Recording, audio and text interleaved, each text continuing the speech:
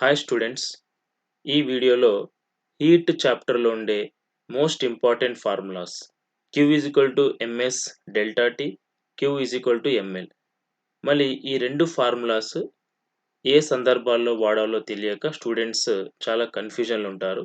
మరి ఈ వీడియోను చివరిదాకా మీరు చూస్తే ఏ ప్రాబ్లం ఇచ్చినప్పుడు మనం ఏ ఫార్ములా అప్లై చేయాలి అనేది క్లియర్గా మీకు తెలిసిపోతుంది. Let us see first problem. How much quantity of heat is required to melt 30 grams of ice at 0 degrees Celsius? So మరి ఈ ప్రాబ్లమ్ని ఏ విధంగా మనం సాల్వ్ చేస్తాం ఒకసారి చూద్దాం. సో ఇచ్చిన డేటా ఏముంది, ice. So ice it is at 0 degrees Celsius. మరి how much quantity of heat is required to melt, ఇక్కడ మెల్ట్ అంటున్నాడు అంటే మెల్ట్ అయ్యి ఐస్ మెల్ట్ అయ్యి ఏమవుతుందండి, when ice melts it changes to water. So ఇక్కడ మెల్ట్ కావడానికి ఎంత హీట్ అవసరం అంటున్నాడు, అంటే మెల్ట్ అయినప్పుడు టోటల్గా when ice melts it becomes water. So ఇక్కడ మీరు క్లియర్గా చూడండి, టెంపరేచర్ ఏమవుతుంది, temperature is constant. So melting ప్రాసెస్లో టెంపరేచర్ కాన్స్టెంట్గా ఉంటుంది అనేది మనకు తెలుసు. సో ఇక్కడ ice it is converting into water, అంటే ఇక్కడ there is no change in the temperature but there is change in the phase. ఇక్కడ ఫేస్ మారుతుంది, అంటే ice solid it is changing into liquid that is water, but temperature is constant.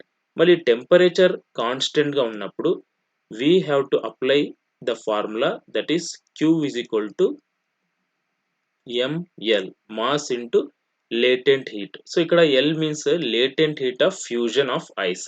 So its value how much, L is equal to 80 calories per gram. So ఈ సందర్భంలో మనము Q is equal to ml అనే ఫార్ములాని మనం వాడాలి. ఎందుకంటే ఇక్కడ temperature కాన్స్టెంట్గా ఉంది, జస్ట్ ఫేస్ మారుతుంది, సాలిడ్ నుంచి లిక్విడ్గా మారుతుంది. కాబట్టి ఈ ఫార్ములాని మనం అప్లై చేసి దీనికి ఆన్సర్ మనం తీసుకొని రావచ్చు. So Q is equal to ml is the formula, that is m is mass of the substance, it is given as 30 grams. So 30 into L, L అంటే ఏమండి, latent heat of fusion of ice, that is 80 calories per gram. So 80, so 80 into 30 it is 2400 calories. So 2400 calories is required to melt 30 grams of ice at 0 degrees Celsius. Now let us see second problem.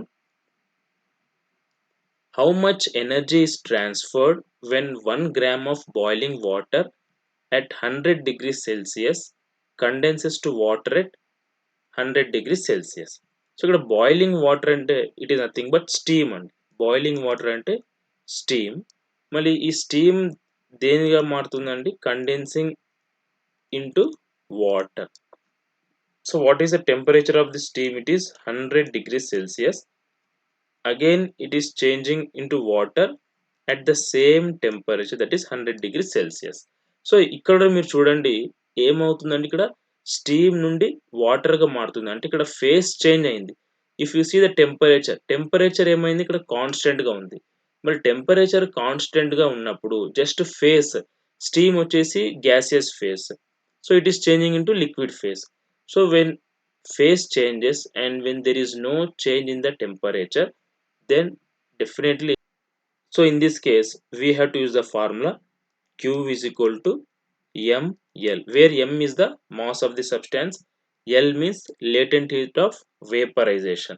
So here latent heat of vaporization of water, it is L, how much, 540 calories per gram. So now let us substitute the given value. So mass it is given as 1 gram into latent heat of vaporization ఎంత ఇచ్చినాడండి మనకు 540.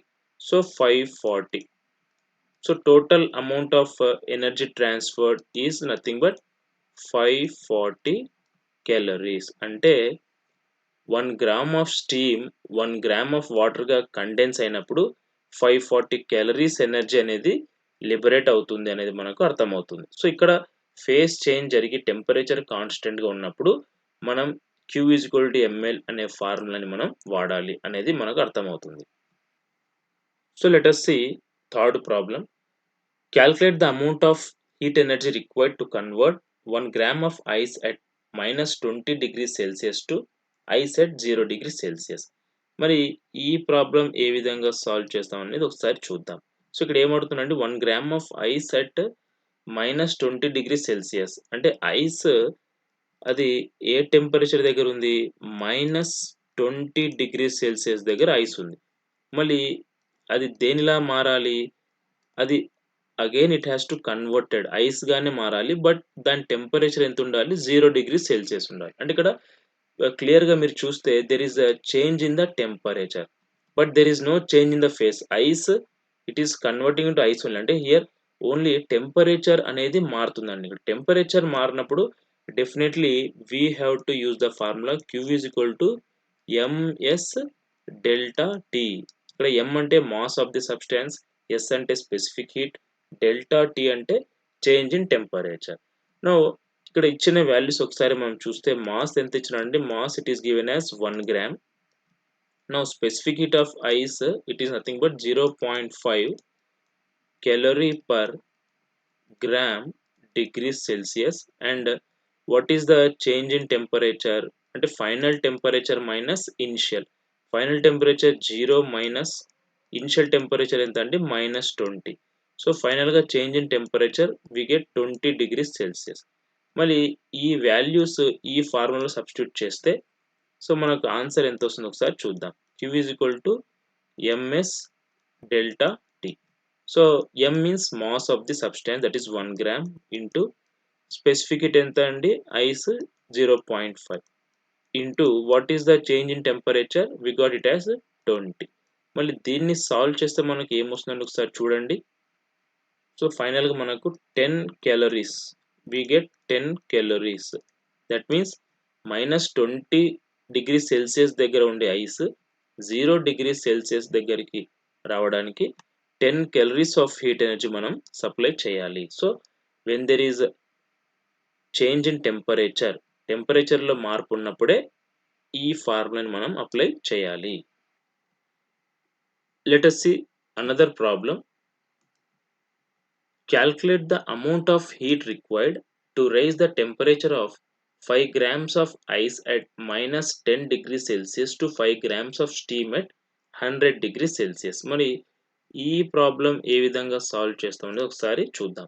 So ఇక్కడ ఏం అడుగుతున్నాడు, ice అనేది ఫైనల్గా దేనిలాగా మారాలి, it has to be converted to steam. So ice డైరెక్ట్గా స్టీమ్గా మారదండి. So there are certain stages. So first of all ice -10 degrees Celsius దగ్గర ఉంది. సో స్టెప్ బై స్టెప్ మనం నీట్గా స్టెప్స్ రాద్దాము. ఐస్ వచ్చేసి first of all it is at -10 degrees Celsius.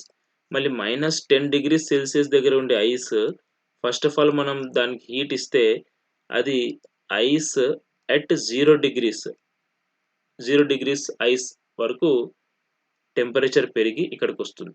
మళ్ళీ ఇక్కడ నుంచి ఫర్దర్గా దీన్ని హీట్ చేస్తే ఇక్కడ మనకు మెల్టింగ్ జరుగుతుంది. అంటే ice melts and that is converted to water. మళ్ళీ ఈ వాటర్ కూడా 0 degrees Celsius దగ్గరే ఉంటుంది. అగైన్ ఫర్దర్గా మనం దీనికి హీట్ సప్లై చేస్తే ఈ వాటర్ ఏమవుతుంది, it reaches its temperature rises and again 100 degrees water దగ్గర మనకు వచ్చేస్తుంది. మళ్ళీ ఇక్కడ ఫర్దర్గా మనం దీన్ని హీట్ చేస్తే again it is converted to steam at 100 degrees Celsius. So these are the different stages. So ice డైరెక్ట్గా స్టీమ్గా రాదు. ఫస్ట్ ఐస్ అట్ -10 degrees నుంచి 0 degrees ఐస్కి వస్తుంది. మళ్ళీ అక్కడ నుంచి మెల్టింగ్ జరుగుతుంది. మళ్ళీ again here temperature increases, again here boiling of water. So these are the different stages. So let us divide this into 4 steps. So ఇక్కడ you can see here -10 degrees Celsius దగ్గర ఉండే ice 0 degreesకి వచ్చింది. అంటే ఇక్కడ టెంపరేచర్లో there is change in the temperature. So when there is change in the temperature మనం ఇది వరకు డిస్కస్ చేసినట్లు let it be Q1. So temperature మారినప్పుడు so we have to use the formula Q is equal to ms delta T. Now let us move to next step. So when ice is changing into water at 0 degrees Celsius, so there is change in the phase here, there is no change in the temperature. మరి temperature మారినప్పుడు when there is no change in the temperature మనం ఏ formula వాడతాం? Q is equal to ml అనే formula ఇక్కడ మనం apply చేయాలి. Again water at 0 degrees Celsius it is converted into water at 100 degrees. మళ్ళీ ఇక్కడ చూస్తే there is a change in the temperature. ఇక్కడ temperature లో చేంజ్ ఉంది కాబట్టి మళ్ళీ ఇక్కడ మనం ఏ ఫార్ములా వాడతాము? Q is equal to ms delta T. Again if we see here water at 100 degrees it is converted to steam at 100 degrees. మళ్ళీ ఇక్కడ కూడా there is change in the phase, there is no change in the temperature. So కాబట్టి here also we use the formula Q is equal to ml. So we have to find Q1, Q2, Q3, Q4 మనం solve చేస్తే టోటల్గా ఎంత heat అవసరం అనేది మనకు వచ్చేస్తుంది. So let us solve step by step. So Q1 is equal to ms delta T. మళ్ళీ ఇక్కడ మాస్ ఆఫ్ ది సబ్స్టాన్స్ అంటే ఐస్ ఎంత ఉందండి ఇక్కడ 5 grams. So 5 into what is the specific heat of ice, that is 0.5 into change in the temperature. So final minus initial. So 0 minus of minus 10 అంటే we get simply 10. So దీన్ని solve చేస్తే మనకు 25 calories వస్తుందండి ఇక్కడ 25 calories. This is Q1. So now let us see what is Q2. So Q2 we are applying the formula ml. So m into latent heat of fusion of ice. So m అంటే ఇక్కడ mass of ice it is 5 grams. 5 into latent heat of fusion of ice ఎంత అంటే 80 calories. So 5 into 80. So we get 400 calories. 400 calories. So let us see what is Q3. Q3 ఎంత ఒకసారి చూద్దాం. Q3 అంటే we are applying the formula ms delta T. మరి ఇక్కడ mass of the substance ఎంత అండి? It is 5 grams.